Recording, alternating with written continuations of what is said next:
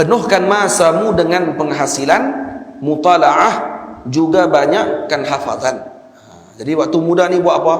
Penuhkan dengan penghasilan, dapatkan hasil betul-betul. Ini waktu tahsil, waktu untuk mengumpul apa yang sepatutnya kita kumpul.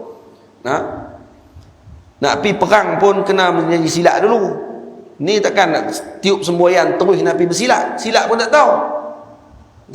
Tapi cakap duk kumpul tak bagi tak ini juga. Bila nak sampai waktu nak bagi tadi? Bila Tok Guru dah bagi, dah bengkung hujung lah sekali tu, keluar, boleh dah. Nak buka gelanggang baru. Tak apa. Ni tak dah, ni baru bengkung putih. Betul tak? Ni Tok Guru silat dah ni. Baru tali pinggang putih baru. Kalau nak buka gelanggang lah. Kalau silat, orang cukup marah. Kalau kadang-kadang tak sampai lagi peringkat nak buka gelanggang, pergi buka gelanggang. Cari mampu. Betul tak? Kenapa dalam agama tak ada hormat macam tu? Dalam silat, kalau kata tak ada sampai kepada peringkat Tok Guru dia bagi izin untuk buka gelanggang di tempat tadi, dia pergi buka gelanggang, cari mampu dia dengan senior-senior dia. Pakai main sparring seorang sikit, game terus balong tu. Betul? Tapi kalau dalam agama ni, Allah senang dia boleh keluar terus.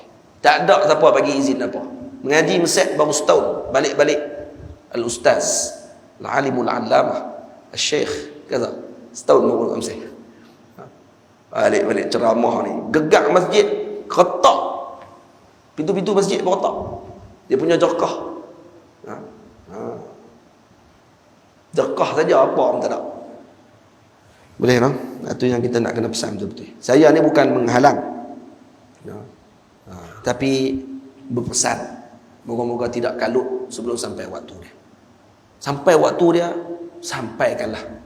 Kita tak akan larang, malah akan diberi perhatian pula, malah diberi pula sokongan oleh para guru, para masyayikh akan bagi sokongan, akan doakan dengan keberkatan, dengan kebaikan. Barulah berjalan kita tu tidak jadi pincang, tak gelong jalan kita. Moga-moga diatur dengan baik, berkatnya doa para guru, para alim ulama, berjalan elok, lurus saja, tidak akan simpang siur perjalanannya pada ketika tersebut. Dan kena ada tawaduk sampai mati, walau tinggi macam mana pun keadaan dan kedudukan kita pada ketika tersebut. InsyaAllah bulan depan pula kita akan bertemu.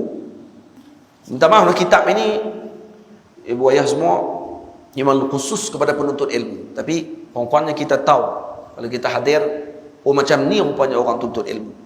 Walaupun kita mungkin tak ikut jalan macam ni dalam kitab yang saya akan sebut ni, tapi sekurang-kurangnya kita nanti akan ada hormat dengan para penuntut ilmu. Atau rupanya macam ni orang mengaji. Kalau dah macam ni punya cara pengajian, macam mana saya boleh bermain-main dengan orang yang bercakap tentang agama Allah Ta'ala? Saya tak akan main-main. Kerana apa?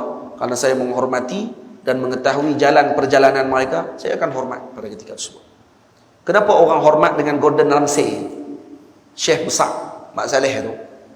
Waktu ketika dia komplain, waktu Master Chef, kalau tukang masak masuk pertandingan tu, dia masak kira sedap tak ada dah ni, tapi dia makan-makan dia komplain, tak sedap.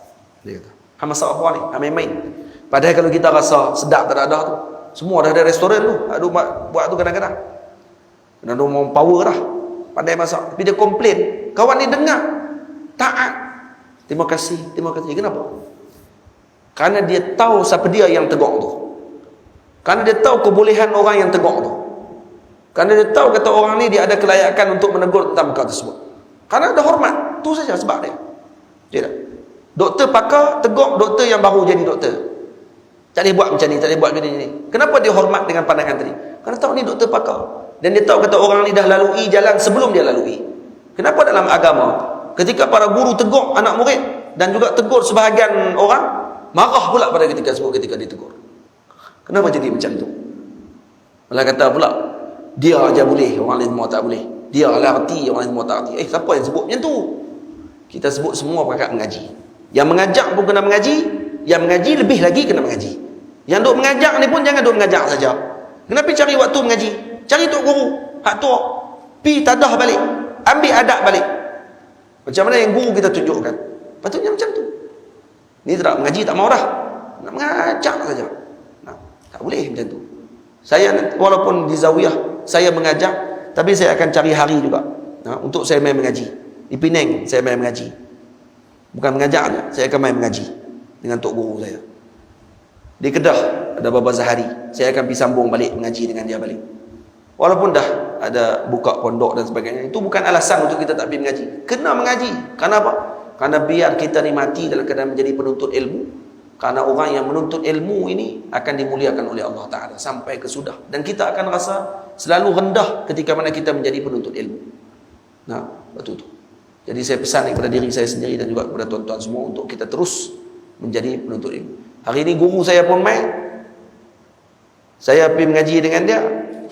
Hari ini tok guru pula pun duduk dalam majlis juga. Syekh Abdullah pun ada dalam juga main mengaji. Saya pun mengaji dengan tok guru. Tok guru pun main mengaji ni. Main bukan mengaji ni, main duduk dengar betul dia dah cakap ni. Betul dia dah tegur. Ya lah. Yang tu tabadul ilmu ini akan berlaku dan tidak akan putus.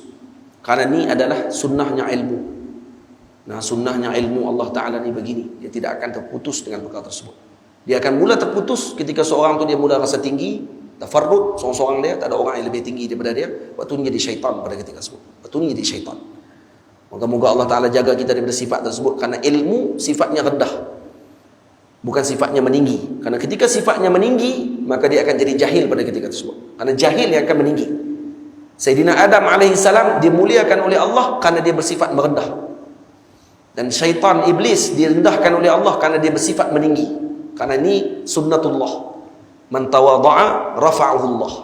Siapa yang tawadhu', Allah akan angkat dia. Kenapa? Dalam hatinya orang-orang yang takabur tidak ada hikmah. Cakapan dia semuanya huduh. Kenapa? Karena ilmu hikmah tadi dipindahkan ke dalam hati yang rendah.